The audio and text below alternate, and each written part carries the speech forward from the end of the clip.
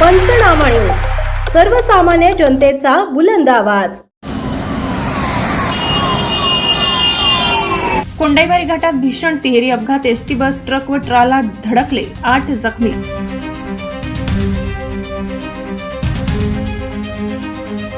अंधारात अपघाताचा कहर, घाट वळणावर नियंत्रण सुटले, घाट रस्त्यावर थांबली वाहतूक।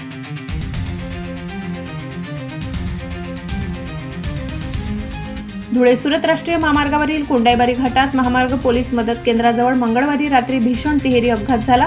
एसटी बस, ट्रक आणि ट्रॉला एकमेकावर आदळल्याने 8 जण जखमी झाले। या अपघातानंतर महामार्ग पोलीस मदत केंद्राच्या कार्यपद्धतीवर गंभीर प्रश्न उपस्थित झाले असून स्थानिक नागरिकांनी अवैध वसुलीचे आरोप केले आहेत। प्राप्त माहितीनुसार ट्रक क्रमांक GJ12BY 5515 पोलीस मदत केंद्राजवळ अडविण्यात आल्याने मागून येणारी एसटी बस क्रमांक MH14 MH1957 त्यावर आदळली।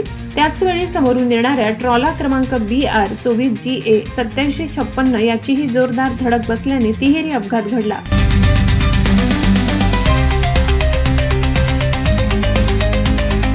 या अपघातात बस चालक महेंद्र लाला गावित राहणार जामनपाडा, वाहक संतोष बारसू संडे राहणार भुसावळ तसेच प्रवासी भावना योगेश पाटील, राजेश विनायक पाटील तिघे राहणार साखरी, उषा मोहन गायकवाड विसरवाडी, भास्कर हरीश चित्ते नवापूर आणि वसंत आनंदवाणी चिंचपाडा हे एकूण 8 जण जखमी झाले।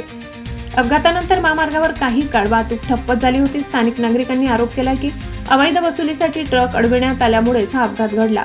तसेच अपघातानंतर मदत न करता संबंधित पोलीस मदत केंद्रावरील कर्मचारी कार्यालय चारचाकी वाहन घटनास्थळी सोडून पळून गेल्याचा आरोप करण्यात येत आहे। अपघाताची माहिती मिळताच नाणीसधाम रुग्णवाहिकेचे पायलट सुरेश वसावे तसेच राष्ट्रीय महामार्ग रुग्णवाहिका 1033 व 108 सेवांच्या मदतीने जखमींना तातडीने विसरवाडी ग्रामीण रुग्णालयात दाखल करण्यात आले।